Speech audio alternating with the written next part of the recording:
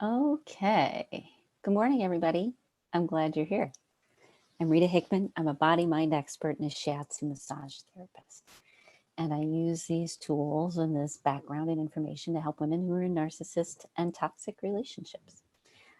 So I come at it from a unique perspective of what's the actual biology, physiology, um, neurons, circulation, Asian medicine meridians, diet sorts of things. I come at it from a very physical perspective. It started because I got into massage therapy as a new doorway for my life, and I found a lot of women were attracted to me who had trauma in their past. They had trauma which was causing physical pain, and since I went into Asian medicine massage, it had all sorts of information and acupressure points and meridians and philosophies that helped women feel better. And then we started to go a little bit deeper over the years into toxic relationships and narcissistic relationships, whether it's in your family or whether it's immediate or one of your children or at work. These were women who were dealing with people who had mental illness of some sort. And mental illness can be trauma, it can be ADD, it can be dehydration sometimes, it can be mental health and people who struggle with mental health are everywhere, including you. Because you've been in a relationship with a narcissist, you probably struggle with your mental health, and it's coming across in physical ways. And most of the tools and techniques that are out there, either their therapy, which is talk therapy, which is helpful, but usually not when you need it. I always needed help at 2 a.m., if I'd wake up at 2 a.m. rather than at 2 p.m. when my appointment was. By then, I was fine, and I couldn't tap into the emotions that I was going through because they would be randomly triggered. And by the time I'd have an appointment, most of that stuff would, if not processed through, at least compartmentalized, because I don't like to be uncomfortable. So talk therapy was the big one. And then the other one is energy work for emotional healing. And energy work comes down typically through indigenous cultures. It comes down through metaphors and cultural medicines that went down generation to generation. The problem with that is that it was based on what each culture thought was happening. They're each own version of their metaphors, their own downloads from the universe. And so every type of energy work had its unique characteristics based on the culture that it spoke to. And the metaphors that they used would run deep, deep in those same cultures and could carry over to other cultures like Native American with many people who aren't Native American, or Celtic, or um, South American, or African, or Asian.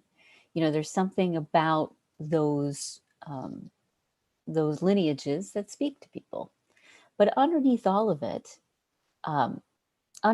of it is a system of how we actually work, one that can be understood by everybody. That basically in the world we live in today, there is something happening. The problem with energy work is it's seen as woo woo, and it can be very woo woo because there isn't a lot of science behind it. Nobody knows why it's working or how it's working, but it's just working. And it's true, it will work. But the problem is you don't know what will work and what won't work. You don't know what you can actually do or how to make it work better for you. It's kind of about following a prescription.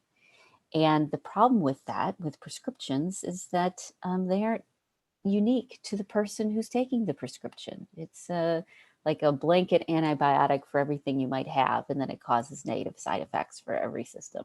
It's the same sort of thing. So energy work is powerful, but it's not consistent. And it's hard to buy into because there's so many different versions and they don't all work. And some work halfway and some will work for you and some won't. And then, as I said, on the other end, talk therapy. Those have been the main options.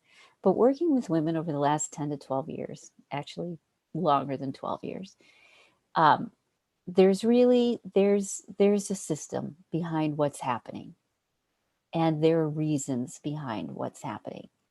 And if you are feeling attacked by a narcissist, there's a lot going on.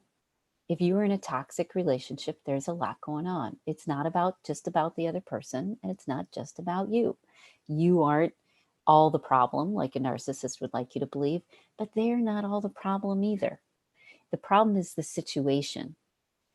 And there's many factors that need to be worked with before you can clean up the situation. And this is how successful, smart women end up in relationships with narcissists.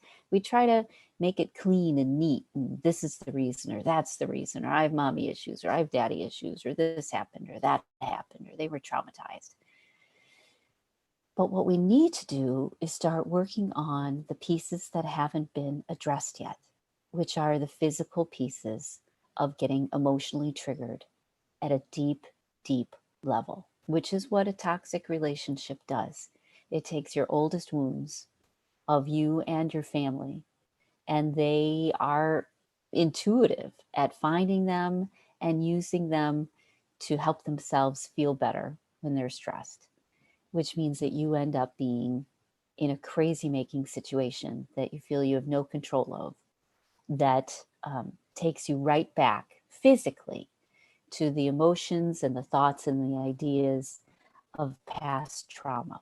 Because trauma is this: trauma is a neuroreceptor in your brain and a contraction in your body. Those are two of the parts of trauma. Trauma happens when you feel helpless, out of control, and you're not able to process through the emotions that come up. So they end up stuck. They end up stuck in your system, in your nervous system as a pattern. They end up stuck as emotion chemicals in your organs, and they end up stuck as hot buttons, literal hot buttons in your brain. So how do we work through this? Well, you can come from a number of different ways. One way is massage, and massage is a powerful way to rewire triggers. But in this day of coronavirus, and in the speed that we need things done, and in the fact that it's not always convenient to make an appointment at 2 a.m. when you need it, there are many things that you can do to help yourself heal from trauma, so that when you feel attacked by a narcissist, you can use it as an opportunity to move forward instead of something that keeps you trapped in a biological, physical response that you don't want to have anymore, where your stomach's knotted and your throat is congested and your shoulders are tight and your forehead is furrowed and your heart gives you problems and your arthritis acts up and your rheumatoid arthritis is flaring up, or your Epstein-Barr, or you name it. These are the physical markers of old trauma. That's what they are. They can be the physical markers of old trauma.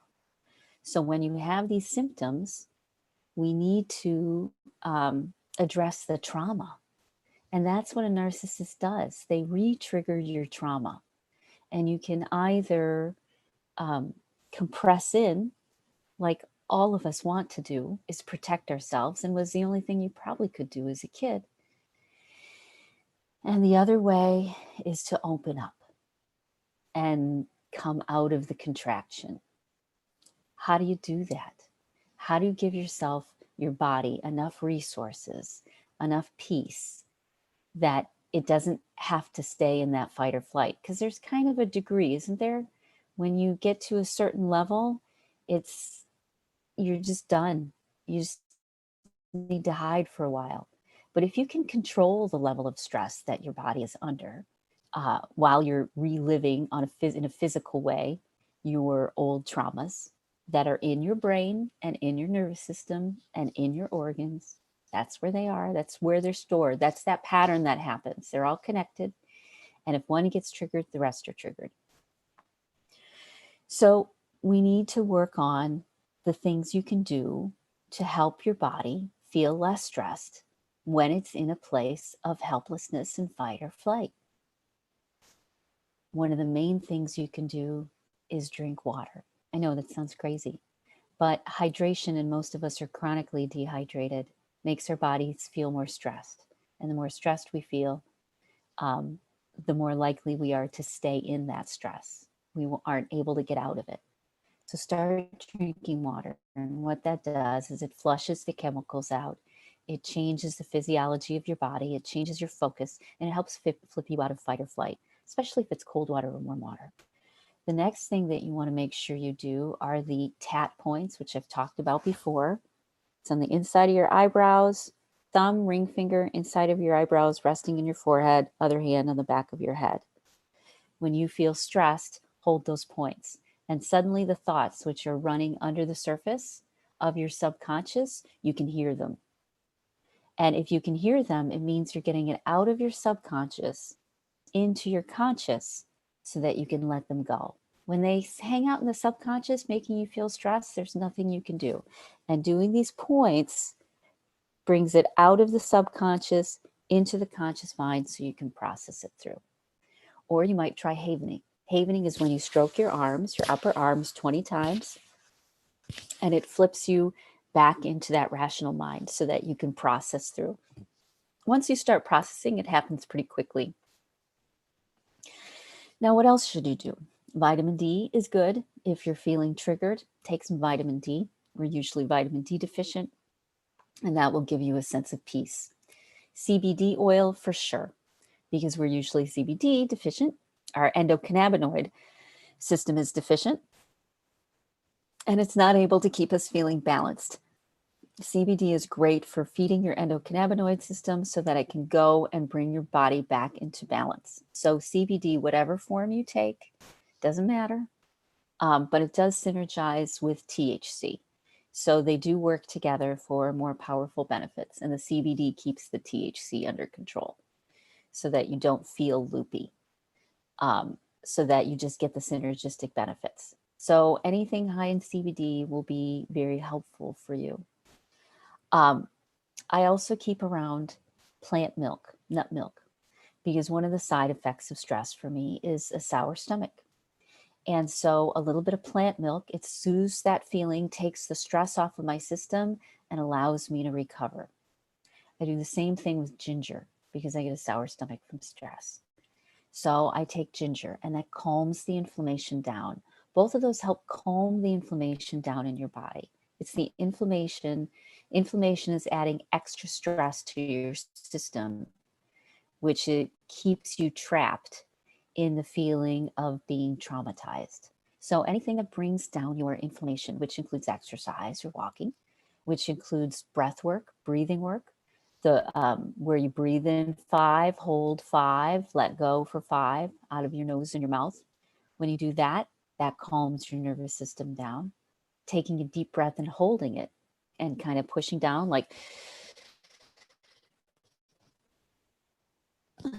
that pushes on your vagus nerve. And your vagus nerve is your control nerve in your body. So when you press on it, it tells it to calm down.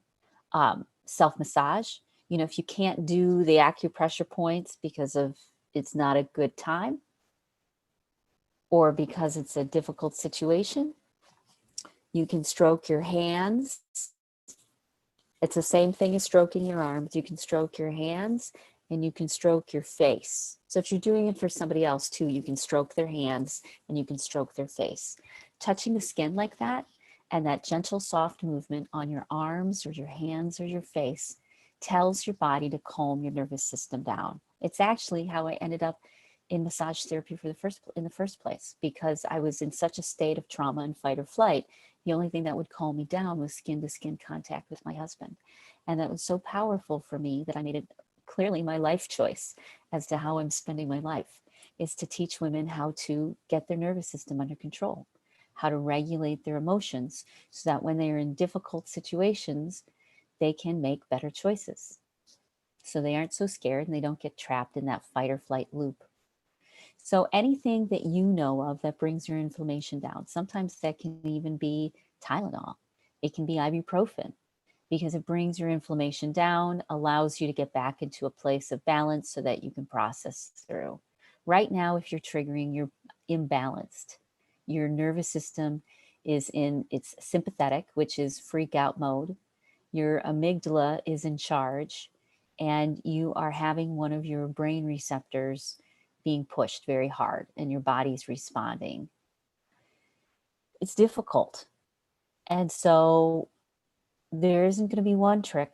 There's going to be multiple tricks. There's going to be multiple things. But at the end of the day, you deal with toxic relationships by learning how to regulate your nervous system, learning how to take care of yourself, getting the support you need so that you can take care of yourself, so that you can make better choices, and developing a support system, both mind, body, and spirit, that keeps you in a good place. And now, if this seems completely impossible, if you feel like you're in a very alone, stuck place, it is possible. And watching these videos is one of the first ways to do it. We start to get you thinking differently about what's going on. And that's what matters the most. Okay? So, if you know women who are struggling with toxic relationships, please share these videos. If you yourself are struggling in a toxic relationship, especially if you've had to hide it, especially if you're a successful woman, because this happens to successful women a lot. There's a natural dynamic, it's a natural situation. And so some of the most successful women you know have been traumatized and had to figure out how to get untraumatized. They were in your exact same position, trying to move forward, but trapped because of a narcissist controlling them by pushing their buttons. You don't have to go numb. Let's go the opposite direction. Let's go into nourishment. Let's go into self-care. Let's get away from protect ourselves at all costs and going into fight or flight. And taking care of yourself and getting the support to do that is important. So visit inspiremassage.com if you're curious.